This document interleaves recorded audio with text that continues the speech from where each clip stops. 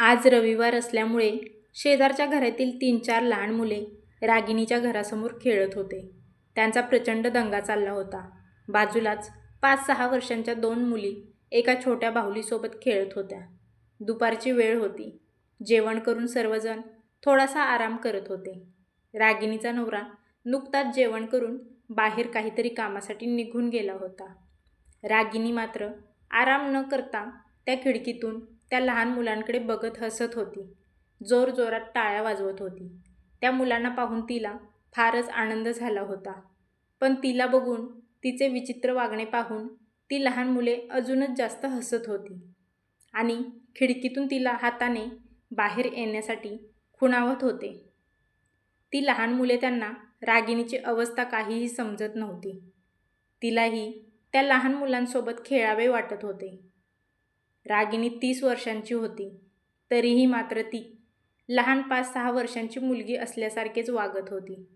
सासू-सासरे बाहेरच हॉलमध्ये झोपलेले होते. त्यांना काहीही न समजता ती घरातून बाहेर पडली आणि त्या मुलांच्या खेळण्याकडे जाऊ लागली. तशी ती मुले पळून घाबरून गेली. लहान मुली त्या दोघी बाहुलीने खेळत होत्या. ती तिथे जाऊन बसली. तशा त्या मुलीही ती बाहुली उचलून पळून गेल्या. मला ते बाळ पाहिजे असं म्हणून ती जोरजोरात रडू लागली. ती रडतच काहीतरी बोलत होती. तिच्या रडण्याकडे तिचे सासू-सासरे दुर्लक्ष करत होते, कारण त्यांच्यासाठी हे रोजचेच झाले होते. त्यांना रागिणी त्या घरात नकोच होती. तिच्याबद्दल त्यांच्या मनात खूपच राग होता. पण मुलाच्या हट्टापायी सासू-सासऱ्यांनाच तिला सांभाळावे लागत होते. त्या बदल्यात ते तिच्याकडून कामही करून घेत होते. पण आता मात्र तिचा आवाज खूपच वाढला होता. सासूबाई उठून तिच्या बेडरूममध्ये आल्या तर रागिणी बेडरूममध्ये नव्हतीच. तशा त्या बाहेर डोकावल्या तर ती मातीमध्ये बसून रडत होती. आजूबाजूला कोणीच नव्हते. त्यांनी तिला बसलेल्या जागेवरून ओढत हाताला पकडून आतमध्ये घेऊन जाण्याचा प्रयत्न केला. तशी रागिणी अजूनच जास्त रडायला लागली. मला माझं बाळ पाहिजे. रागिणीचे असे नवनवीन प्रकार रोज पागायला मिळत होते. आज ती बाहुली बघितल्यामुळे तिला फारच रडू येत होते.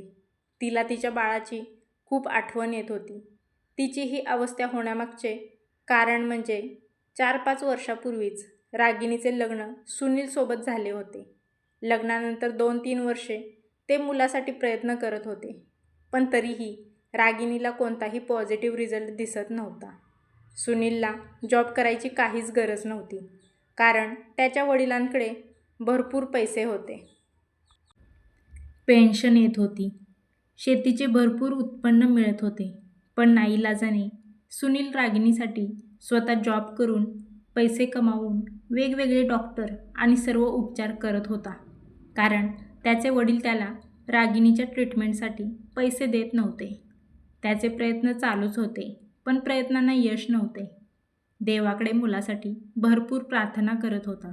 रागिणीही सतत देवाकडे एकतरी मूल पदरात पडावे म्हणून हात जोडत होती. पण सासूबाई आणि सासरे मात्र स्वभावाने खूप वेगळे होते. प्रॉपर्टी, पैसा, सर्व संपत्ती त्यांच्याकडे होती, पण त्यांना रागिणीसाठी कसलाही खर्च करायचा नव्हता. तिच्यावर कोणतीही ट्रीटमेंट त्यांना करायला नको वाटत होती, कारण सुनील आणि रागिणीचा प्रेमविवाह होता. त्यांनी सगळ्यांच्या विरोधात जाऊन लग्न केले होते. त्या गोष्टीचा राग सुनीलच्या आई-वडिलांना होता.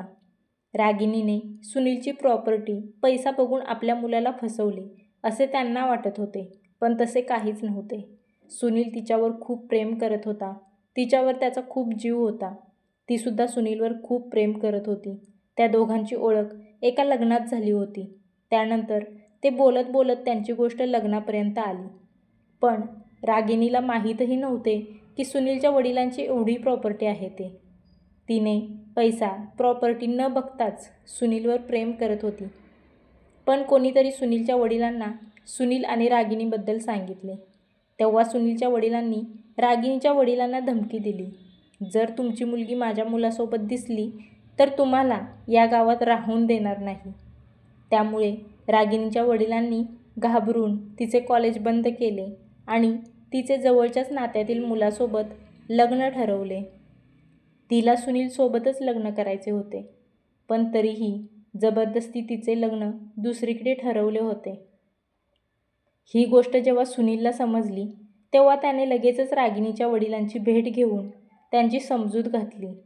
सुनील चांगला मुलगा आणि मोठ्या घरातील असल्यामुळे रागिणीच्या वडिलांना सुनील आणि रागिणीच्या लग्नाबद्दल काहीच प्रॉब्लेम नव्हता आणि रागिणीही दुसऱ्या कोणत्याच मुलासोबत लग्न करायला तयार नव्हती. पण सगळ्यात मोठा प्रश्न होता तो म्हणजे सुनीलच्या वडिलांचा. ते आर्मी रिटायर्ड झालेले होते. त्यांचा स्वभाव खूप तापट होता. त्यांच्या परवानगीशिवाय एकही निर्णय घरात घेतला जात नव्हता. पण तरीही सुनीलने त्यांच्या विरोधात जाऊन रागिणीसोबत लग्न करण्याचा निर्णय घेतला. वडिलांनी सुनीलने लग्न करण्याचे सांगितले होते, पण त्यांचा विरोध होता. शेवटी लग्न झाले, पण त्यानंतरचा सर्व त्रास रागिणीला सहन करावा लागत होता. लग्नाला 2 वर्षे उलटून गेले तरीही तिला मूलबाळ नव्हते.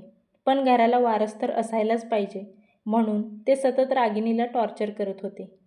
शेतातील घरातील सर्व काम रागिणीकडून करून घेत होते, पण तिचा खर्च करताना त्यांचा हात अजिबात पुढे येत नव्हता.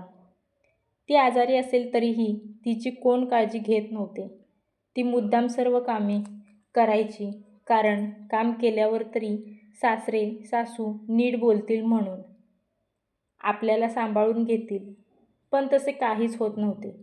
एके दिवशी रागिणीच्या नणंदबाई महिनाभराच्या सुट्टीवर माहेरी आल्या होत्या. त्या 7 महिन्यांच्या प्रेग्नेंट होत्या. डिलिव्हरीसाठी त्या पुन्हा त्यांच्या सासरी जाणार होत्या. त्यामुळे थोडे दिवस त्या आपल्या माहेरी आरामासाठी आल्या होत्या.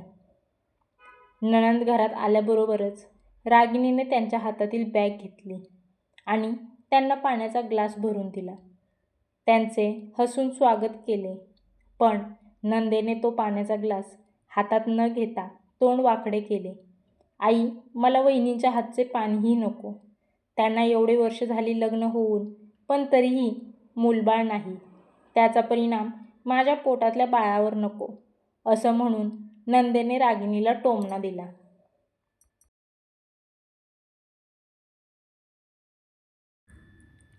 रागिणी तो ग्लास तसाच पाठीमागे घेऊन गेली. पुन्हा आईने तिला तांब्या भरून दिला. तेव्हा तिच्या नंदेने पाणी घेतले. आई, मला वेगळी रूम दे. मला या वहिनींच्या सोबत राहणे खूप कठीण वाटते. मला माझ्या बाळाची खूप काळजी आहे. वहिनींची नजर नको लागायला माझ्या बाळाला. मी माझ्या रूममध्ये सेपरेट राहील, नाहीतर वहिनीला तिच्या माहेरी पाठव. अशा शब्दांनी तिला फार वाईट वाटत होते. रागिणी डोळ्याला पदर लावून आपले अश्रू पुसत होती. कधीतरी देव माझ्यावरही दया करेल आणि मलाही मूल होईल, अशा सकारात्मक विचारात ती राहत होती. पण तिला हे असे टोमणे ऐकावेच लागत होते. नणंदबाईंनी वरची एक रूम फिक्स केली.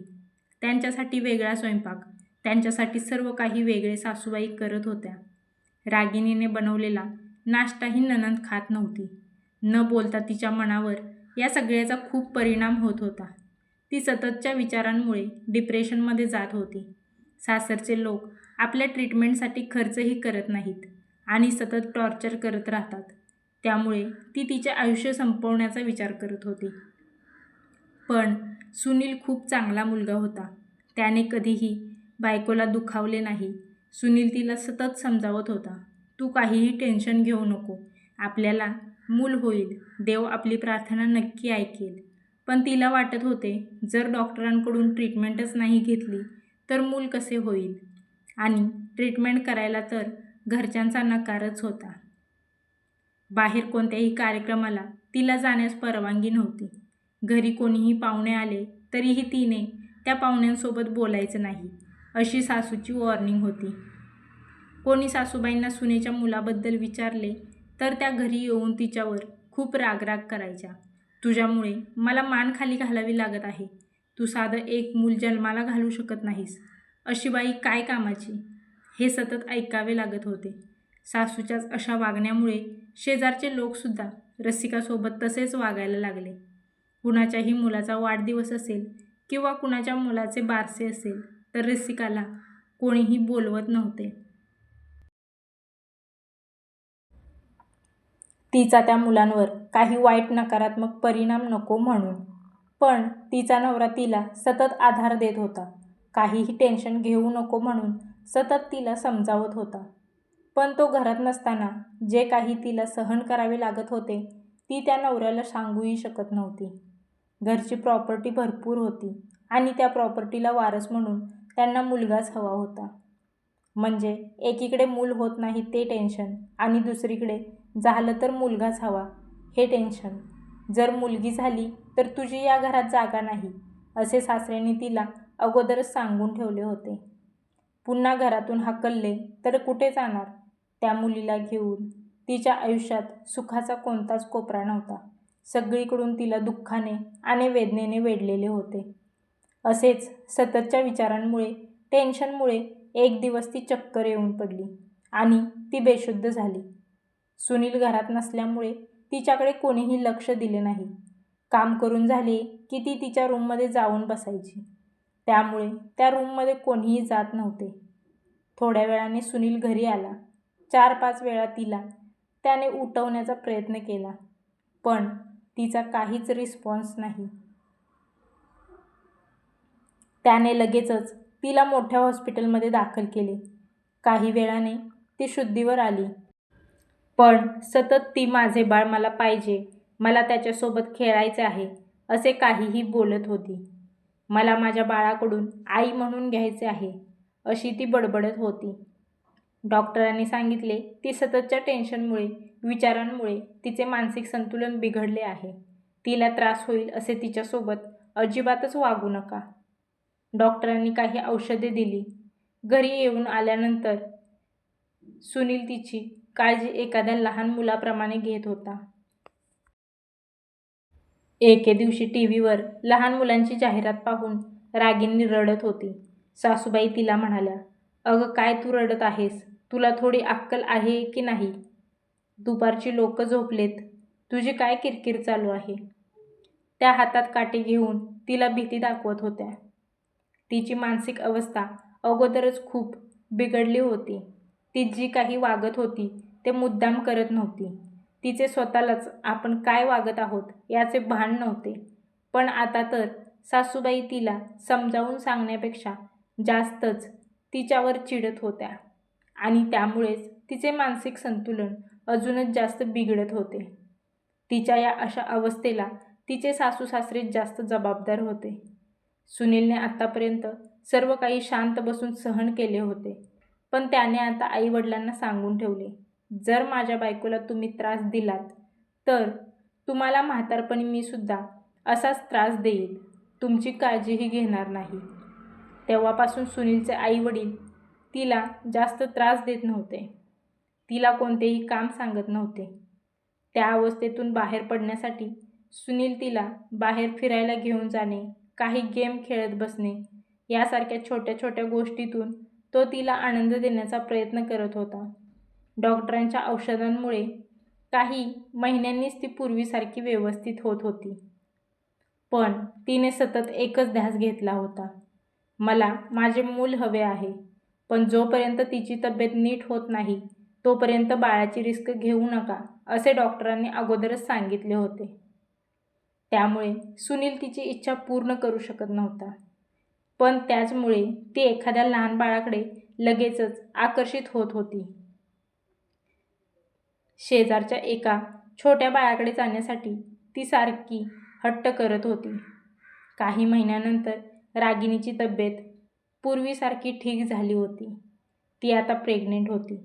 काही दिवसांनी तिच्या आयुष्यात एक गोड परी आली. सुनील आणि रागिनी खूप खुश होते. कितीतरी दिवसांच्या प्रयत्नानंतर त्यांना मुलीचे सुख मिळाले होते. पण रागिनी थोडी नाराजही होती, कारण तिच्या सासऱ्यांनी तिला काही दिवसांपूर्वीच सांगितले होते, "जर मुलगी झाली तर तुझी या घरात जागा नाही." सासू-सासऱ्यांना मुलगी झाल्याचे कळताच त्यांनी तोंड मुरडले. ते तिला पाहण्यासाठी एकदाही हॉस्पिटलमध्ये आले नाहीत. त्यामुळे रागिनीला समजले होते, तिची जागा आता त्या घरात उरलीच नाही. ती सतत तिच्या नवऱ्याला बोलत होती, "मला त्या घरात आता जागा नाही. मी आता कुठे जाऊ या मुलीला घेऊन?" माहेरी राहणे पण खूप अवघड होते. हळूहळू पुन्हा तिची मानसिक स्थिती बदलत चालली होती. तिला खूप त्रास होत होता. ती सतत विचार करत होती. पुन्हा अगोदरसारखी काहीही बडबडत करत होती. पण सुनील तिला आधार देत होता. तो म्हणाला, तू आता कोणाचाही विचार करू नको. आपल्या आयुष्यात आपली लक्ष्मी आली आहे. तिची जबाबदारी आपल्यावर आहे. तू माझ्या वडिलांचा विचार करू नको. मी तुला त्या घरामध्ये घेऊन जाणार नाही. आपण आपला वेगळा संसार उभा करू आणि आनंदाने राहू. तिचा नवरा तिच्या मागे खंबीर उभा होता. त्यामुळे तिने सासू सासऱ्यांचा विषय आता हळूहळू डोक्यातून काढून टाकला होता. हॉस्पिटलमधून डिस्चार्ज दिल्याबरोबर सुनील तिला एका दुसऱ्या घरामध्ये घेऊन गेला. ते घर त्याने स्वतः घेतलेले होते. त्या नवीन घरात त्याच्या मुलीचे खूप आनंदाने स्वागत केले. आता रागिणीला कोणताही ताणतणाव नव्हता. त्या तिघांचे कुटुंब आता खूप समाधानी होते. हे सर्व सुनीलमुळे शक्य झाले होते. त्याच्या खऱ्या प्रेमाची ताकद त्याने दाखवून दिली होती. एखाद्या मुलीची अवस्था मानसिकदृष्ट्या ढासळेल एवढाही त्रास तिला कोणीही देऊ नये. जर आपल्यामुळे एखादी मुलगी एवढा त्रास सासरी सहन करत असेल तर अशा लोकांनीही लक्षात ठेवावे की आपलीही मुलगी दुसऱ्या कोणाच्या तरी घरी आहे. तिला तिथे तिच्या सासू सासऱ्यांनी केलेला छळ तुम्हाला सहन होत नसेल तर दुसऱ्यांच्याही मुलीला तुम्ही असा त्रास देऊ नका. कितीही वाईट वेळ असली तरी एक ना एक दिवस बदलत असते.